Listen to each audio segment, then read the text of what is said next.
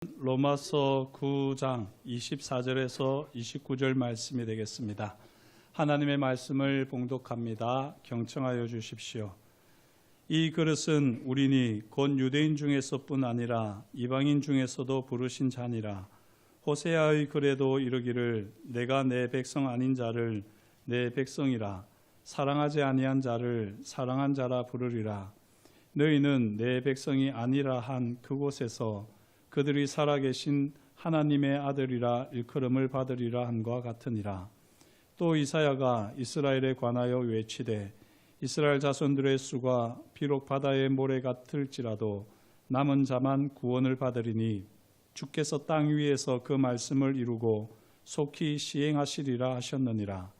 또한 이사야가 미리 말한 바 만일 만군의 주께서 우리에게 씨를 남겨두지 아니하셨더라면 우리가 소돔과 같이 되고 고모라와 같았으리로다 함과 같으니라. 아멘. 이 말씀으로 함께 은혜를 나누겠습니다. 말씀에 앞서 먼저 기도합니다. 하나님 아버지, 세상에 속한 분주한 마음과 상한 심령을 주님의 십자가 앞에 오롯이 내어놓고 오직 주님의 말씀 앞에 씁니다.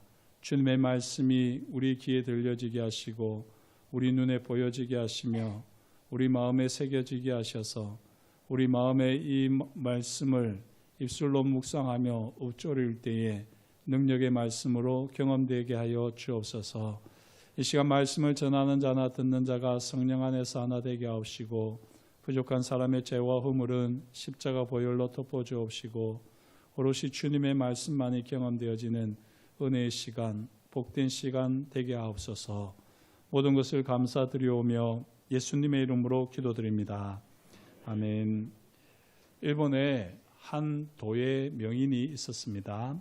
그는 평생의 기술과 혼을 담아 최고의 백자를 만들었습니다.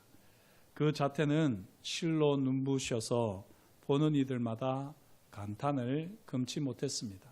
그런데 어느 날 한 제자의 실수로 이 백자가 바닥에 떨어져 산산조각이 났습니다. 제자는 사색이 되어 아이고 스승님 하면서 속고대죄를 합니다. 모두가 이제 저 명품 백자는 끝이다 라고 생각했죠.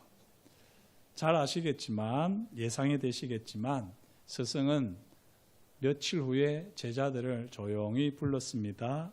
그리고 그 작업대 위에는 깨어진 백자가 놓여 있었습니다. 그런데 이전과는 완전히 다른 모습을 하고 있었던 게지요. 스승은 며칠 날을 밤을 새워가며 조각들을 하나하나 맞추고 그 틈을 오칠을 한 뒤에 순금가루를 입혀 마감을 했던 겁니다. 이게 공예에서는 바로 킨츠키라고 하는 작업이 아니겠습니까? 킨 하면 금이고 츠키라고 하면 이어 붙인다는 의미인데요. 킨츠키, 금으로 이어 붙인다 하는 말입니다. 결과는 실로 놀라웠습니다. 깨어지기 전의 완벽했던 백자와는 비교할 수 없는 더 깊고도 독특한 아름다움을 지닌 작품으로 재탄생했습니다. 깨어진 상은이 오히려 금빛으로 빛나며 그 가치를 더욱 높였습니다. 이때 스승은 말합니다. 완벽함보다 중요한 것은 깨어짐을 통해 새로운 이야기를 담는 것이다. 이 상처의 금빛 흔적이야말로 이 백자만의 고유한 역사가 되었다 이야기했습니다. 오늘 우리가 나눌 하나님의 이야기도 바로 이 킨츠키 백자와 같습니다. 완벽해서가 아니라 깨어지고 버려진 것 같은 우리의 삶, 이 삶에 더 위대한 사랑과 주권을 드러내시는 하나님의 이야기. 그 이야기가 바로 오늘 본문 로마서 9장 25절에서 29절의 말씀입니다. 이 놀라운 하나님의 계획이 어떻게 십자가에서 가장 선명하게 드러났는지 오늘 말씀을 통해서 함께 살펴보겠습니다. 오늘 말씀 25절과 26절은 바울이 구약의 호세아 선지자의 글을 인용한 내용이지요. 내가 내 백성 아닌 자를 내 백성이라 사랑하지 아니한 자를 사랑한 자라 부르리라. 너희는 내 백성이 아니라 한 그곳에서 그들이 살아계신 하나님의 아들이라 일컬음을 받으리라. 이와 같이 호세아 선지자가 선언했는데요. 이 말씀의 원래 배경은 어떻게 될까요? 이 호세아 선지자에게는 음란한 아내 고멜이 있었습니다. 이 고멜을 끝까지 사랑하는 호세아의 삶을 통해서 우상숭배로 타락한 북이스라엘을 향한 하나님의 변함없는 사랑, 헤세드를 보여줍니다. 하나님은 그들의 죄악으로 인해 그들을 잠시 내 백성이 아니다 라면서 그 호세아의 딸을 로암미라 이렇게 부르게 하고요. 또 그 자녀를 긍휼을 여김을 받지 못했다라고 해서 로루하마라고 이렇게 부르게 합니다. 이렇게 하나님께서는 이스라엘 백성들을 내 백성이 아니다, 긍휼을 받지 못했다라고 하면서 로암미, 로루하마라고 부르는데요. 결국 다시 그들을 회복시키셔서 하나님의 백성으로 사랑받는 자로 삼으시겠다고 하는 약속이 바로 호세아서의 말씀입니다. 그런데 사도 바울은 이 말씀을 가져와서 당시 유대인들의 상상을 뛰어넘는 차원으로 확장시킵니다. 바울은 이 예언의 말씀이 바로 이방인들에게 성취되었다라고 선포합니다. 당시 유대인들에게 이방인은 하나님의 언약 밖에 있는 거룩한 백성이 될 자격이 없는 내 백성이 아닌 자였습니다. 그들은 스스로를 아브라함의 혈통, 율법을 소유한 선택된 민족이라 여기며 이방인과 자신들 사이에 거대한 벽을 쌓고 있었습니다. 그런데 바로 이 지점에서 우리는 하나님의 절대 주권과 마주하게 되지요. 하나님의 주권이란 것이 무엇일까요? 하나님께서 자신의 뜻과 계획에 따라 세상을 통치하시고 구원의 역사를 이끌어 가시는 절대적인 권리와 권세를 우리는 하나님의 주권이라 표현합니다. 이 주권은 인간의 자격, 조건, 혈통, 노력 그 무엇이라도 전혀 얽매이지 않습니다. 하나님은 하나님 자신이 원하시는 자를 긍휼히 여기시고 자신이 택하신 자를 사랑하십니다. 유대인들은 자신의 혈통과 율법 준수가 하나님의 백성이 되는 조건이라 생각했지요. 그러나 하나님은 그들의 예상을 깨고 그들의 주장을 바꾸셔서 아무도 주목하지 않던 이방인들을 향해 너희가 내 백성이다. 내가 너희를 사랑한다. 선포하십니다. 이것이 바로 하나님의 주권적 사랑입니다. 마치 도예가가 길가에 버려진 진흙 한 덩이를 주워다가 가장 귀한 그릇을 만들기로 결정하는 것과 같지요. 우리는 어떻습니까? 우리는 우리 스스로 하나님의 자녀가 될 만한 자격이 있다고 생각하십니까? 우리의 도덕적 깨끗함, 종교적 열심 또는 가문의 신앙 이런 것들이 우리를 하나님의 백성으로 만들 수 있습니까? 아닙니다. 우리는 본래 하나님의 백성이 아니었고요. 사랑받지 못하던 자였습니다. 죄와 허물로 죽었던 우리, 하나님 없이 세상에서 소망도 없던 우리였습니다.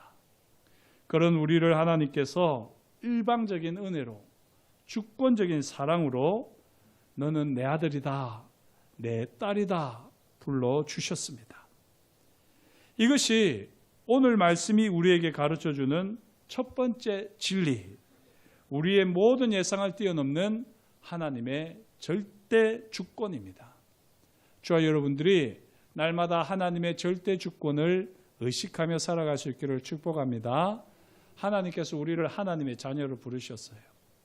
우리가 아무리 부족하고 연약하다 할지라도 우리 스스로는 부끄러움 속에 움츠러들고 또 우리는 그렇게 모든 것을 다 내려놓고 싶은 그때에도 하나님께서는 절대 주권을 가지고 우리를 사랑하는 아들이라 딸이라 불러주셨습니다. 이 은혜를 생생하게 더 풍성하게 경험하는 우리 모두가 될 수 있기를 축복합니다. 하나님의 절대 주권이 이방인을 향한 은혜의 확장이라고 한다면요, 27절부터 29절은 이스라엘을 향한 은혜의 보존을 보여줍니다. 바울은 이사야 선지자의 말씀을 인용하지요. 이스라엘 자손들의 수가 비록 바다의 모래 같을지라도 남은 자만 구원을 받으리니 만일 만군의 주께서 우리에게 씨를 남겨두지 아니하셨더라면 우리가 소돔과 같이 되고 고모라와 같았으리로다. 이 이사야서 말씀을 보면요, 남은 자 사상이 등장합니다. 이 남은 자 사상은 구약 성경 전체를 관통하는 아주 중요한 신학입니다. 이스라엘의 역사를 돌아보면요, 이스라엘 백성들은 끊임없이 하나님을 배반하고 우상을 숭배했습니다. 수많은 백성들이 심판을 받아 멸망하고 흩어졌습니다. 그러나 그 거대한 배반과 심판의 역사 속에서도 하나님은 언제나 신실한 소수의 무리, 남은 자들이죠. 남은 자들을 남겨두셨습니다. 노아 시대 홍수의 심판 속에 모든 사람들이 다 죽어갈 때에 하나님께서는 노아와 그의 가족 8명을 남겨두셨습니다. 엘리야 시대에 바알에게 무릎 꿇지 않은 7,000명을 하나님께서는 남겨두셨고요. 바벨론 포로 이후 시대에 예루살렘으로 돌아온 많은 이스라엘 백성들이 바로 이사야가 예언하고 예레미야가 예언했던 남은 자들입니다. 이 남은 자는 단순히 재앙에서 살아남은 생존자를 의미하지 않습니다. 그들은 다음과 같은 두 가지 중요한 의미를 지닙니다. 남은 자라는 것은 첫째, 인간의 실패에도 불구하고 하나님이 신실하시다는 증거입니다. 이스라엘 백성이 바다의 모래알처럼 많았지만 그들 대다수는 언약을 저버렸습니다. 인간적인 관점에서는 실패한 역사이죠. 그러나 하나님께서는 그 실패 속에 작은 씨, 거룩한 씨를 남겨두심으로써 하나님의 약속이 결코 실패하지 않았음을 증명하셨습니다. 만약 하나님이 그 씨앗마저 남겨두지 않으셨다면 이스라엘은 죄악으로 가득 차 심판받은 소돔과 고모라처럼 흔적도 없이 사라졌을 겁니다. 하지만 하나님께서는 남은 자, 거룩한 씨를 남겨두심으로써요, 그 남은 자의 존재 자체가 전적인 하나님의 긍휼이자 은혜임을 깨닫게 하셨습니다. 두 번째, 남은 자는 미래의 구원과 회복을 위한 소망의 씨앗입니다. 하나님은 이 소수의 남은 자들을 통해서 하나님의 구원 계획을 계속해서 이어가시지요. 메시아, 예수 그리스도도요, 사실 이 남은 자의 계보를 통해 이 땅에 오셨습니다. 그래서 신약의 첫 말씀인 마태복음에서는 족보부터 나오는 것 아닙니까? 이 족보가 바로 남은 자의 계보를 잘 보여주는 겁니다. 따라서 남은 자가 있다는 사실은 비록 지금은 상황이 절망적이라고 할지라도 하나님께서 여전히 일하고 계시며 마침내 완전한 구원을 이루실 것이다 라고 하는 구원의 근거가 됩니다. 이 남은 자 사상은요, 우리에게 깊은 위로와 도전을 주지요. 혹시 여러분 가운데 나 자신이 너무나도 작고 연약하고 또 초라하게 느껴지는 분이 계십니까? 세상의 거대한 흐름 속에서 신앙을 지키는 것이 마치 계란으로 바위를 치는 것만 같이 그렇게 무모하고 무기력하게 느껴지실 때가 있습니까? 기억하십시오. 하나님은 다수를 통해서 일하시기도 하시지만 하나님의 위대한 역사는 신실한 남은 자들을 통해서 이루셨습니다. 우리의 가치는 능력이 많고 능력이 강함에 있는 것이 아닙니다. 오히려 하나님의 손에 붙들린 남은 자라고 하는 이 사실 자체가 바로 우리의 가치입니다. 우리는 하나님의 신실하심을 삶으로 증거하는 존재이고요, 암울한 현실 속에 미래의 소망을 품은 거룩한 씨앗, 남은 자입니다. 저와 여러분들이 남은 자로 남은 삶을 살아내시기를 주의 이름으로 축복합니다. 자, 그렇다면 하나님께서 이방인을 부르시는 이 놀라운 주권과 이스라엘 가운데서 소수를 남기시는 이 신실한 계획, 하나님의 남은 자, 이 두 가지가 어디에서 가장 분명하게 나타났겠습니까? 오늘 설교 제목처럼 바로 십자가에서 하나님의 놀라운 절대 주권과 이 남은 자 사상이 완성됩니다. 그래서 사도 바울은 로마서 전체를 통해서 계속해서 십자가를 바라보게 합니다. 십자가는 하나님의 절대 주권을 가장 역설적으로 드러낸 사건이죠. 십자가는 인간의 눈으로 볼 때 가장 비참한 실패의 현장입니다. 로마 제국의 폭력, 유대 종교 지도자들의 시기심, 제자들의 배신, 군중의 조롱이 뒤엉킨 곳입니다. 하나님의 아들이 힘없이 달려 죽은 그곳에서 무슨 절대 주권과 영광을 본단 말인가? 세상 사람들은 그렇게 비웃고 조롱할 수 있겠지만요, 성경은 분명하게 선포합니다. 십자가가 하나님의 지혜요, 하나님의 능력이라 선포합니다. 하나님은 세상이 가장 어리석고 약하다고 여기는 십자가의 도를 통해서 세상을 구원하시기로 작정하셨습니다. 그리고 놀랍게도 이것이 하나님의 절대 주권입니다. 하나님은 로마의 창이나 유대의 율법이 아니라 저주받은 나무에 달린 아들의 피를 통해 내 백성 아닌 자들을 내 백성으로 삼으셨습니다. 십자가 위에서 예수 그리스도는 유대인과 이방인을 가르는 율법과 선민사상이라고 하는 이 거대한 장벽을 허무시고 두 무리를 한 세 사람으로 만드셨습니다. 이것을 바울은 에베소서 2장에서 자세하게 선포하는 것입니다. 너희는 내 백성이 아니다. 정죄를 받던 모든 죄인이 살아계신 하나님의 아들이라 불리게 되는 이 위대한 전환의 장소가 십자가입니다. 사랑하는 성도 여러분, 기억하십시오.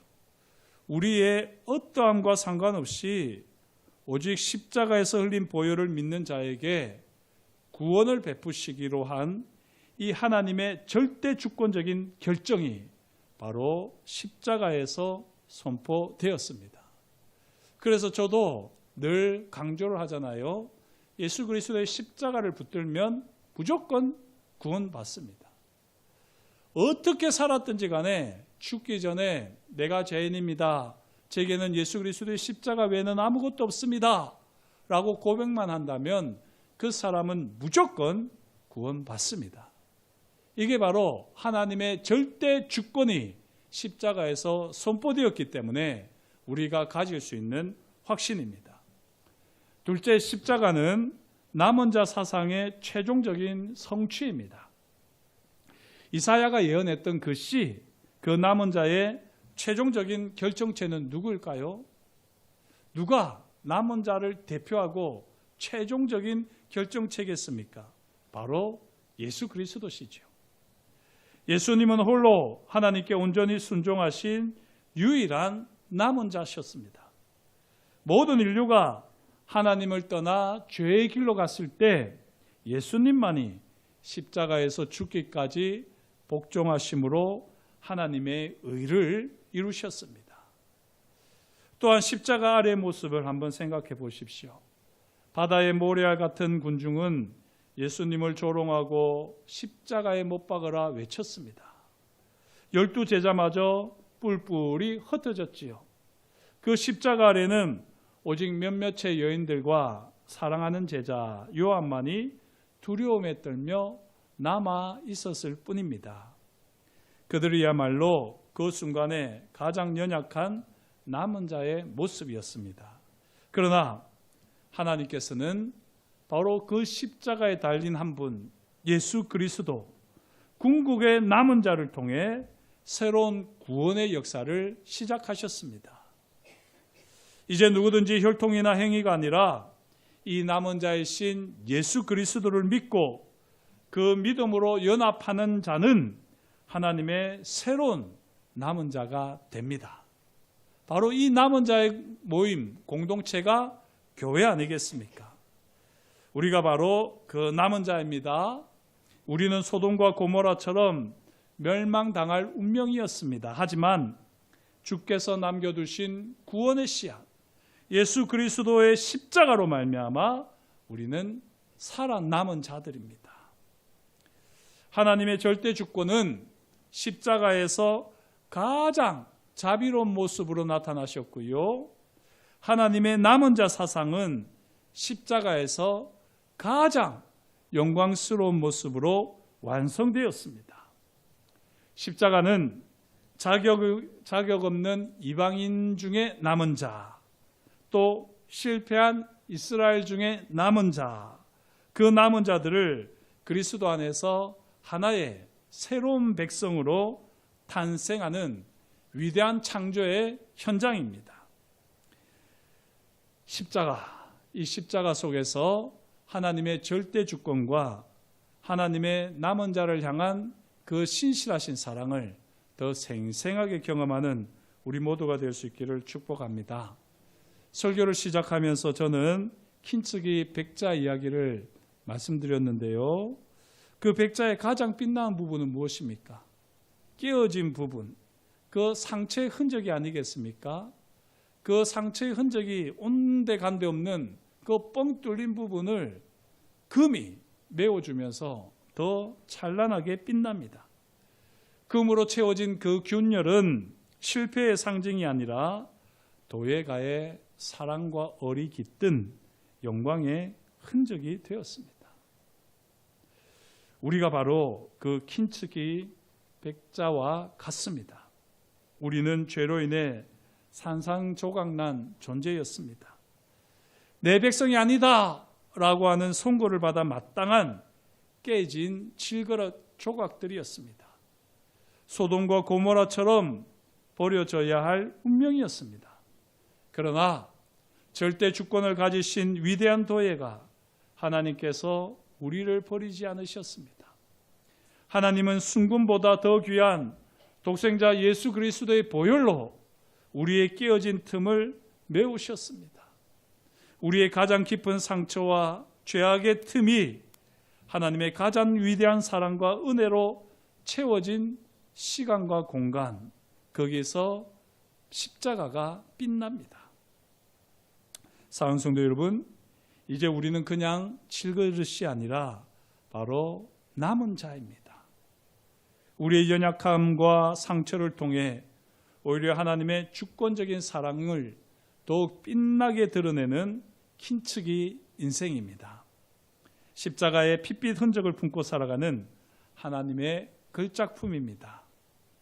더 이상 자신의 연약함과 부족함 때문에 절망하지 않기를 축복합니다.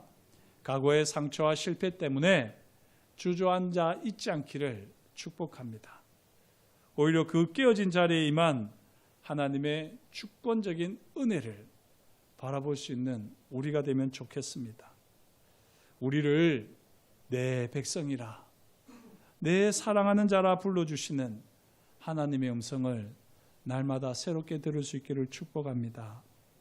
우리가 바로 바다의 모래알 같은 세상 속에서 하나님께서 남겨두신 소망의 씨앗, 남은 자임을 항상 기억합시다.